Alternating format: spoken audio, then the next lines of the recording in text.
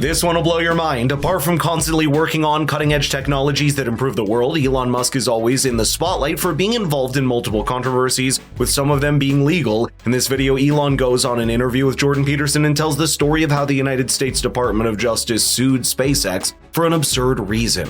The pair also talk about what type of a president the US needs to deal with foreign adversaries, but before I delve deeper into it, make sure to subscribe for more discussions like this. You have to have you have to really take an active role in reducing the number of laws and regulations. Otherwise, as more and more laws and regulations are passed, eventually everything becomes illegal.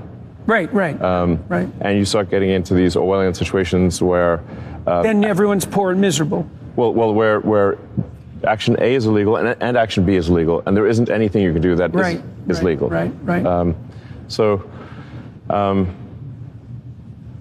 Take an example to give an example of some lawfare that was leveled against SpaceX, for example. We were told for many years that we could not hire anyone who was not a permanent resident. Yeah, right. I remember that. So SpaceX develops advanced rocket technology. I was told in no uncertain terms by the government that if we hired anyone who is not a permanent resident of the United States, they had to have either a green card or a citizen, that I would go to prison. Oh, yeah. Because the presumption, if somebody's not a permanent resident, is that they will leave the United States and take the rocket technology from SpaceX to potentially to countries that would cause harm to the United States. Right. Pretty, solid reasoning, I think. And then a few years ago, the Biden administration decided to sue SpaceX for failing to hire asylum seekers. Right. Yeah, I remember that. So we're told on the one side that if we hire anyone who's not a permanent resident, we go to prison. Now we're told if we don't hire asylum seekers who are not people who've been granted asylum. Seekers, they aspire to asylum. They're therefore not a permanent resident, but if we don't hire them, we also go to prison. Right. Well, the purpose of being damned if you do and damned if you don't is to make damn sure that you're damned. Correct. Right. So that's a kind of outcome. So, I mean, that seemed to be insane and unfair. Crazy, right? Not only did the DOJ sue SpaceX, but they did so while ignoring other laws that govern the scope of work of the company. You see, SpaceX operates in a highly specialized field where the stakes are extraordinarily high. The technology they produce, from rockets to advanced propulsion systems, require top-tier expertise and strong security measures. The International Traffic in Arms Regulation, ITAR, and other national security laws impose requirements on companies dealing with defense-related technologies, restricting employment to United States citizens and lawful permanent residents. This is to prevent sensitive information from falling into the hands of foreign entities, therefore compromising national security. Elon Musk posted on X saying SpaceX was told repeatedly that hiring anyone who was not a permanent resident of the US would violate international arms trafficking law, which would be a criminal offense. He couldn't even hire Canadian citizens, despite Canada being part of NORAD. Additionally, American universities produce a steady stream of graduates well-versed in aerospace engineering, physics, and other related fields. Given this, it seems unnecessary to insist that SpaceX or any similar company should hire individuals whose backgrounds and allegiances cannot be thoroughly vetted. Prioritizing the employment of U.S. citizens and permanent residents in such critical industries ensures that the nation retains control over its technological advancements and maintains its competitive edge. And why did the Biden administration? Because they can only do so many big cases per year. There's a finite number they can do. Yeah. Why would the Justice Department, of all the injustices that occur, pick this as one of their biggest cases? Yeah. Why? Why do you think? Well, I think they probably had I don't know. There was some lawfare, I think. It was a. What do you think? I think it was political. I think it was the relationship to you. Well, I don't know all the things, but this is before supporting Trump or anything like that. Yeah. In fact, I supported Biden, and before that Hillary, and before that Obama. So. Right. That's why I was asking if this comes as a shock. I don't know if it could just be random. It could be. Like they didn't tell us, why pick us? Why do such a crazy lawsuit? Random's a bad. Even if it is random, that's still bad.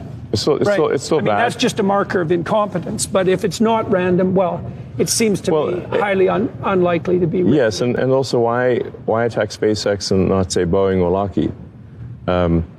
So I think part of it might be that SpaceX is not unionized, and the Democratic Party in the U.S. is fundamentally controlled by the unions.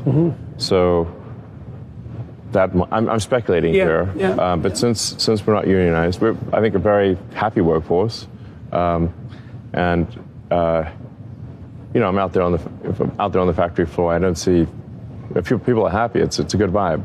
Well, they're engaged in something ridiculously exciting. It's at cool. minimum. Well, that's not nothing.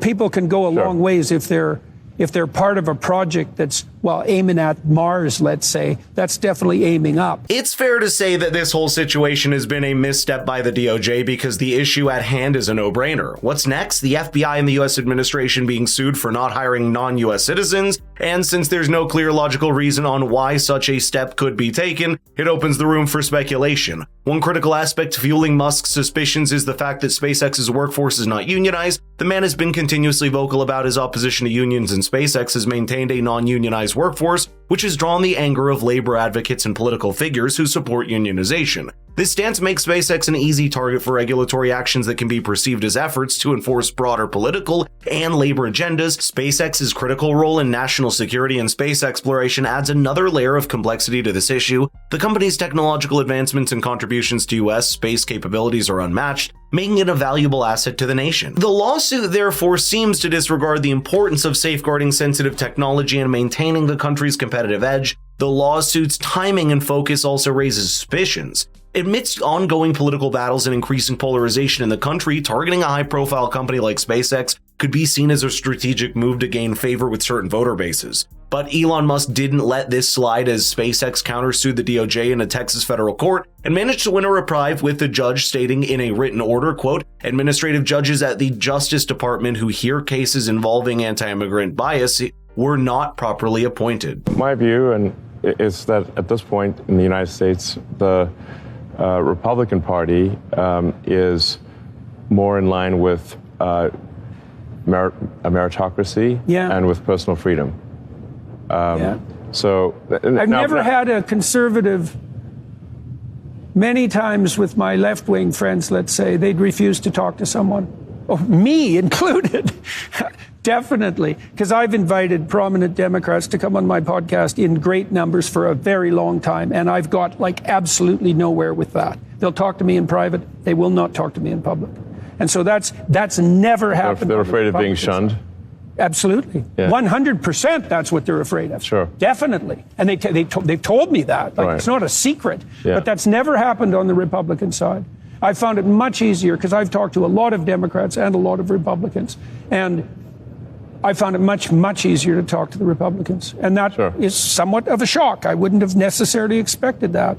Yeah, and I should be clear that it's not like I think the Republican Party is flawless.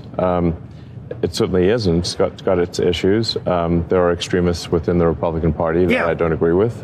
But one has, it's a two-party system, essentially. You got to pick one or the other.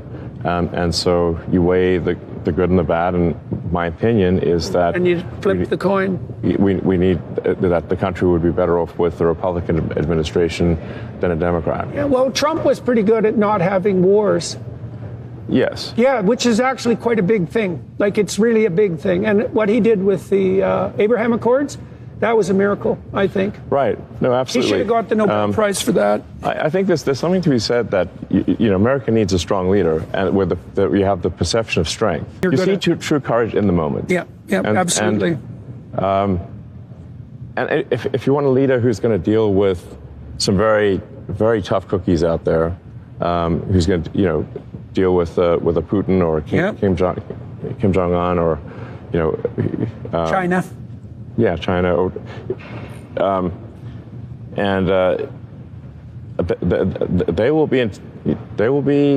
They'll think twice about messing with Trump. Yeah. They'll think twice. Okay. And poor Biden can't make it up the stairs, and obviously he's stepped out of the race. But nobody's going to be intimidated by Biden. It's impossible. Let's showcase some facts here. During his tenure, Trump established a reputation for his unyielding stance against foreign leaders who pose threats to American interests. His approach to foreign policy was based on direct confrontation, whether it was China's Xi Jinping North Korea's Kim Jong-un or Russia's Vladimir Putin, Trump's strategy involved leveraging economic sanctions, military posturing, and tough rhetoric to assert American dominance and protect national interests. One of the notable examples of Trump's bold foreign policy was his handling of China, recognizing the economic and strategic threats posed by China's rise, where he initiated a trade war aimed at ending unfair trade practices and reducing the American trade deficit. His administration imposes tariffs on Chinese goods, which, despite criticism, sent a clear message of America's unwillingness to be economically dominated by China. This stance is further reinforced by his push to ban Chinese technology companies like Huawei from accessing U.S. markets, citing national security concerns. In contrast, Joe Biden's administration's attempts to diplomacy often come off as weakness,